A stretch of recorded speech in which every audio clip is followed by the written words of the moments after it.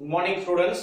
Today now we are discussing about plus 1 la 4th chapter organ and organ system in animals la blood vascular system of frog பார்க்கலாம். Sir vascular system அப்படினாவே circulatory system. இப்போ circulatory systemல என்னென்ன sir இருக்கு? What are the components of circulatory system அப்படினு கேட்டா மெயினா மூணு பேர் சொல்லுவாங்க. ஒன்னு என்ன சார் அப்படினா heart.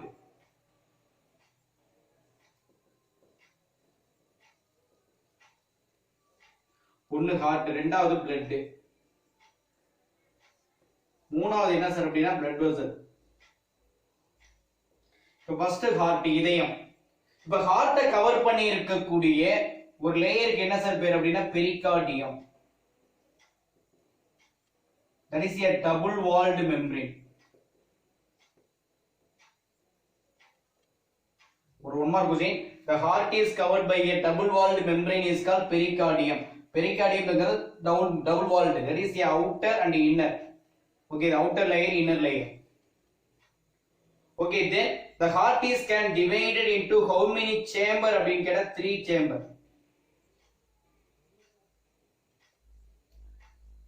2 auricle, 1 ventricle. That is called right auricle. That is left auricle. That is ventricle.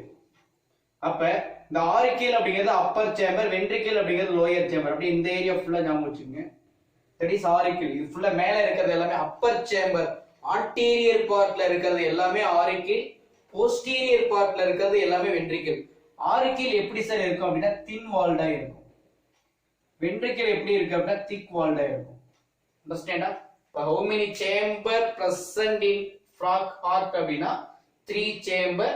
That is the upper chamber is called auricle, lower chamber is called ventricle, right auricle, left auricle. That is a thin chamber. Ventricle அப்படிங்கிறது thick wall. Okay, then next வந்து பாத்தீங்க அப்படினு கேட்டா இப்போ இதுல வந்து பாத்தீங்க அப்படினா frog உடைய ஹார்ட்ல அது என்ன சொல்லணும் அப்படினா டார்சல் சைடுல. டார்சல்னா என்ன மீனிங் அப்படினா மேல் புறத்துல. டார்சல் சைடுல பாத்தீங்க அப்படினு கேட்டா ஒரு large thin triangular chamber. Okay, understand? இது ஒரு that is ஒரு angle, that is called இது ஒரு angle, இது ஒரு angle. அப்ப maximum என்னன்னு கேட்டா இது ஒரு triangle. Okay, ஒரு triangle chambers இருக்கு. இந்த chambersக்கு என்ன பேர் அப்படினா sinus venosus. எங்க சார் இருக்கு அப்படினா dorsal side. அதனால ஞாபகம் வச்சுங்க. Okay, frog உடைய ஹார்ட்ல ஒரு large thin triangular chamber present in எங்க சார் அப்படினு கேட்டா dorsal side of the heart. Okay, இதுக்கு என்ன சார் பேர் அப்படினு கேட்டா that is a sinus venosus அப்படினு சொல்லுவாங்க. அதுக்கு என்ன பேர்? That is a sinus venosus. இந்த ஏரியா ஃபுல்லாவே என்ன சார் அப்படினா sinus venosus. Understand?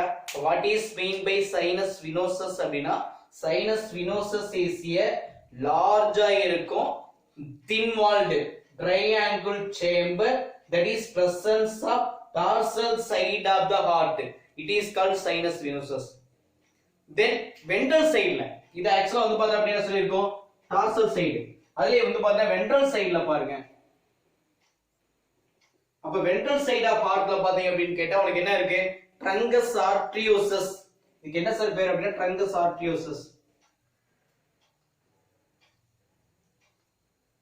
truncus arteriosus அப்படினு சொல்லுவோம். இப்போ இந்த truncus arteriosus எப்படி இருக்கு அப்படினா இது thick walled. एक्चुअली வந்து பாத்தீங்க அப்படினா அங்க என்ன சொல்லிருக்கோம்? சார் அங்க வந்து பாத்தீங்க அப்படினா triangular sinus venosus அப்படிங்கிறது thin walled. एक्चुअली இங்க என்ன சார் அப்படினா truncus arteriosus அப்படிங்கிறது thick walled. एक्चुअली அங்க வந்து பாத்தீங்கன்னா triangular chamber. இங்க என்ன ஷேப் சார் அப்படினு கேட்டா சொல்றது cylindrical. एक्चुअली வந்து பாருங்க இது எப்படி இருக்கு சிலிண்டர்.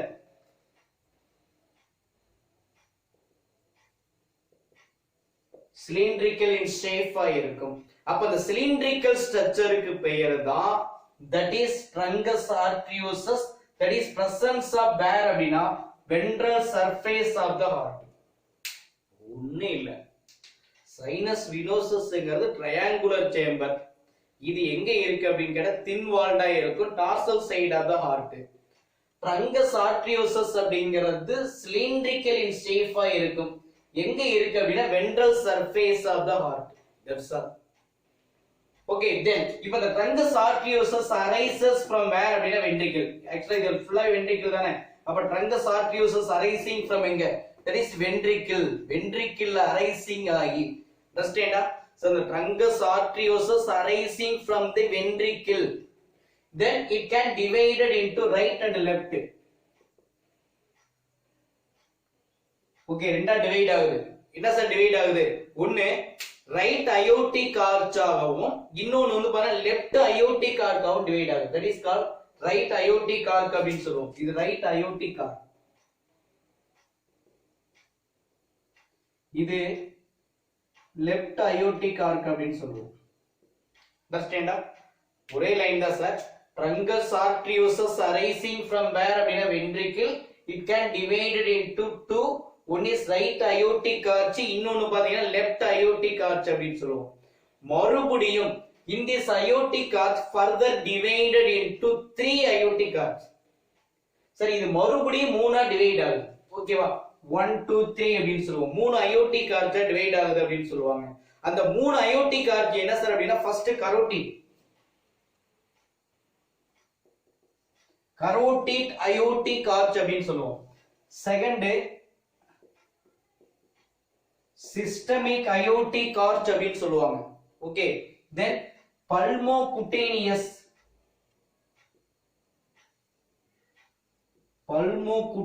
aortic arch. அப்ப ஈஸியா ஞாபகம் வச்சுங்க. 1 2 3. Understand? Truncus arteriosus arising from where? Ventricle. It can divided into right aortic arch, left aortic arch. In this aortic arch further divided into three aortic arches. The first one is called carotid, second one is called systemic, third one is called pulmocutaneous. சரி, இது ஒவ்வொருக்கு ஒவ்வொரு uses இருக்கு.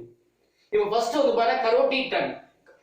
carotid trunk உடைய வேலை supply the blood எங்க sir அப்படினா anterior region of the body. இது என்ன பண்ணுது? supply blood எங்க sir? anterior region. Okay, understand? Carotid trunk உடைய வேலை supply the blood to the anterior region of the body. Body உடைய, that is a head region. தலைப்பகுதி கொண்டு போறது யார் அப்படினா carotid. ரெண்டாவது systemic trunk இருக்கு இல்லையா? இப்போ இந்த systemic trunk மறுபடியும் உனக்கு என்ன பண்ணனும்னா ரெண்டு சைடு, ஈச் சைடு போய் ஜாயிண்ட் ஆகி உனக்கு என்னவா உருவாகுது சார் அப்படினு கேட்டா ஒரு டார்சல் அயோட்டாவா ஃபார்ம் ஆகும். ஓகே, இது என்னவா ஃபார்ம் ஆகுது? that is a dorsal aorta. Okay, இப்போ இந்த dorsal aorta இதனுடைய வேலை என்ன sir? what are the uses for systemic trunk அப்படினு சொல்லுவோம் or dorsal aorta. இது என்ன பண்ணுது அப்படினா supply the blood posterior parts of the body. அழகா ஒரே லைன் தான். carotid trunk உடைய வேலை anterior பார்ட்டா, இது posterior part of body. Understand? Sir, supply the blood to the posterior parts of the body. That's all. Then pulmocutaneous. இதுலயே answer இருக்கு. பல்மோனாவே என்ன meaning? lungs. Sir பல்மோனா என்ன மீனிங்? நம்ம இடத்துல இருக்கலையே, போன வீடியோ தான் பார்த்திருக்கோம். பல்மனரி, பல்மோ அப்படினாவே that is means என்னது? that is your lungs. Okay, ரெண்டாவது cutaneous. cutaneous அப்படினா skin, தோல். அப்ப இங்க என்ன சொல்லுவோம்? blood supply to the எங்க அப்படினா lungs and skin. ஓகே, இந்த pulmocutaneous trunk உடைய வேலை supply the blood to the lungs and skin. Okay, அப்ப மேக்ஸிமம் உனக்கு என்ன இருக்கு அப்படினு கேட்டா இந்த மூணு வேலை முடிஞ்சது. carotid உடைய வேலை தெரியும் நமக்கு, systemic உடைய trunk உடைய வேலை தெரியும். then next வந்து பார்த்தா pulmocutaneous வந்து பார்த்தா அப்படினா வேலை தெரியும். then next வந்து பாத்தீங்க அப்படினு கேட்டா லாஸ்டா இருக்குது. ஓகேவா? அங்க இருக்கக்கூடிய வந்து பார்த்தா trunk சொல்லி இருக்கோம் இல்லையா? இதனுடைய வேலை என்ன சார் அப்படினு கேட்டா என்ன சொல்லிருக்கோம்? லங்ஸ்க்கும் ஸ்கின்னுக்கும் வந்து பார்த்தா அப்படினா blood சப்ளை பண்றதா இதனுடைய வேலை. then லாஸ்டா இருக்குது இங்க இருக்கக்கூடிய sinus venosus. இப்ப sinus venosus இதுல ஓகே, உனக்கு டவுட் இருக்காங்கனே? இத டவுட் இருந்தா மறுபடியும் ஏதாவது கமெண்ட்ஸ் பண்ணுங்க, நான் ஆன்சர் பண்றேன். இங்க வா. இங்க வந்து பாத்தீங்க அப்படினு கேட்டா that is a triangular chamber, thin triangular chamber sinus venosus. that is presence of dorsal side. இதனுடைய வேலை என்ன? இப்ப இது என்ன சார் பண்ணா? ரிசீவ். எதை ரிசீவ் பண்ணுது அப்படினா deoxygenated blood. இப்ப நான் சொன்னதெல்லாம் blood தள்ளி விடுறது, இது blood வாங்கிக்கிறது. it receive deoxygenated blood from the எங்க சார் அப்படின்னா பாடி பார்ட்ஸ்ல இருக்கக்கூடிய deoxygenated blood ரிசீவ் பண்ணக்கூடியது தான் that is a யார் சார் அப்படின்னு கேட்டா என்ன சொல்லுவாங்க, அங்க இருக்கக்கூடிய சைனஸ் வினோசஸ். இதுல ரெண்டு ப்ரீ கேவலும் ஒரு போஸ்ட் கேவலும் இருக்கும். that is called pre caval. Pre caval vein அப்படின்னு சொல்லுவோம். இது ப்ரீ கேவல் வெயின், ஒரு போஸ்ட் கேவல் வெயின். அப்ப என்ன பண்ணும், இது ஆட்டோல என்ன பண்ணும் அப்படின்னா blood ரிசீவ் பண்ணுது. அப்ப blood ரிசீவ், ரத்தத்தை ரிசீவ் பண்ணக்கூடியதான் யார் சார் அப்படின்னா ரெண்டு ப்ரீ கேவல் வெயினும் போஸ்ட் கேவல் வெயினும். இப்ப ப்ரீ கேவல் வெயினுடைய வேலை என்ன, போஸ்ட் கேவல் வெயினுடைய வேலை என்ன? இப்ப மேக்ஸிமம் பாத்தீங்க அப்படின்னா ரைட் ஆரிக்கிள், அதே மாதிரி வந்து பாத்தீங்கன்னா என்ன சொல்லுவாங்க, அங்க இருக்கக்கூடிய சம்டைம் லெஃப்ட் ஆரிக்கிள். இப்ப இந்த ரெண்டு பிளட்டையும் ஆக்சுவலா வந்து பார்த்தா ரிசீவ் பண்றது யார் சார் அப்படின்னு கேட்டா ப்ரீ கேவல் அண்ட் போஸ்ட் கேவல் தான். ஆன்டீரியர் பார்ட் அப்படின்னு கேட்டா தட் இஸ் என்ன சொல்லுவோம், ரெண்டு ப்ரீ கேவல். போஸ்டீரியர் பார்ட் அப்படின்னு கேட்டா போஸ்ட் கேவல் வெயின். சார் புரியுதா சார்? ப்ரீ கேவல் வெயினுடைய வேலையும் போஸ்ட் கேவல் வெயினுடைய வேலையும் receive the blood from the body parts.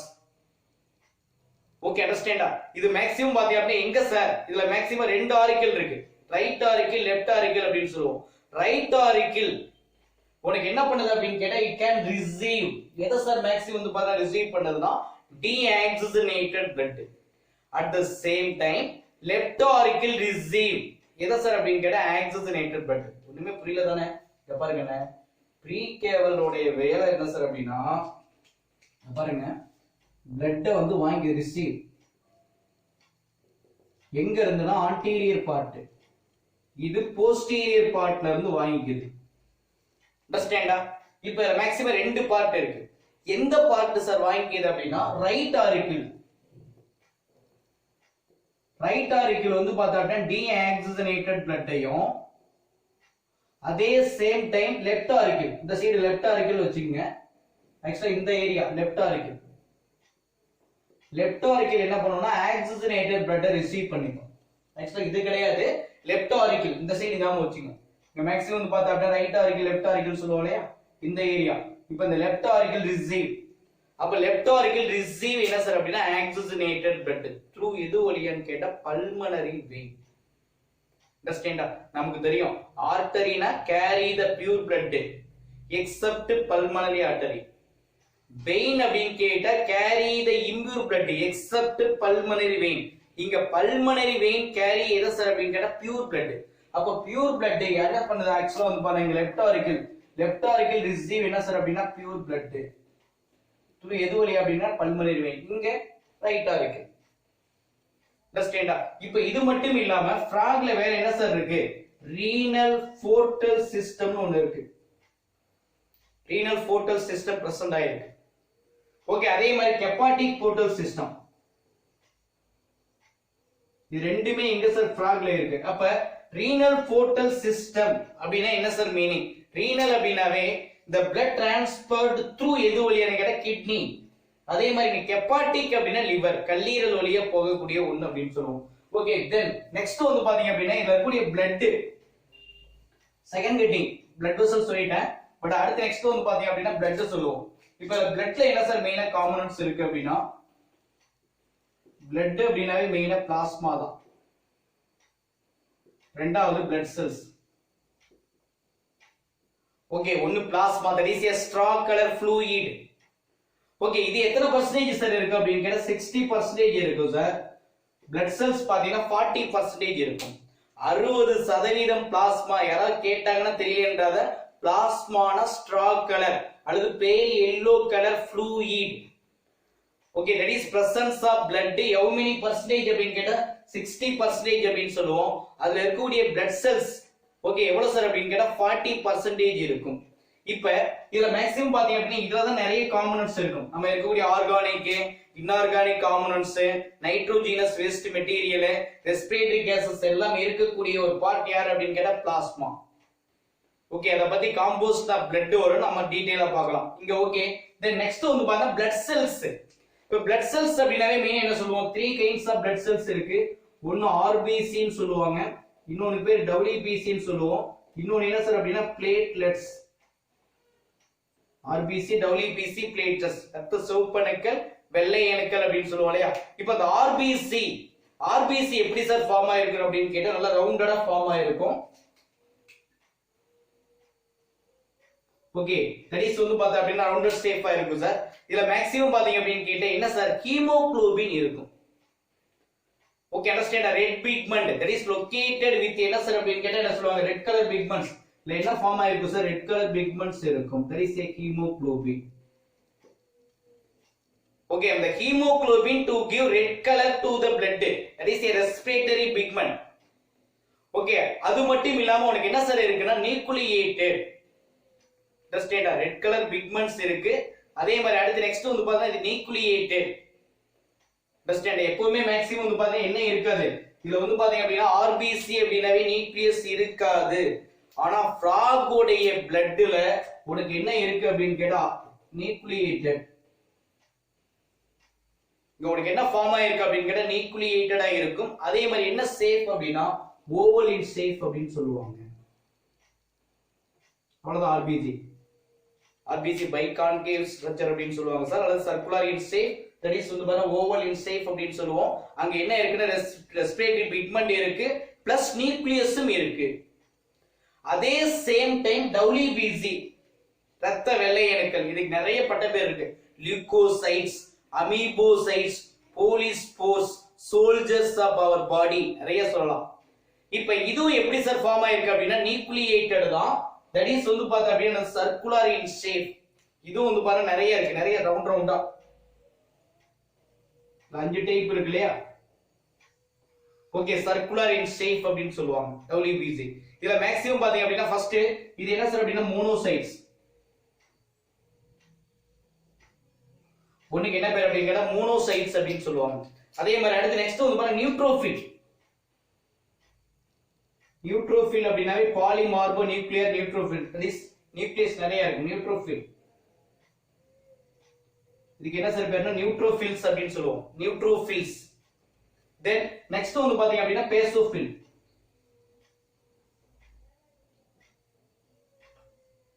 பேர் மாதிரி ஃபார்ம் ஆயிருக்கு பேசோஃபில்ஸ். understand. then next வந்து பாத்தீங்க அப்படினா ஈஸ்னோஃபில்.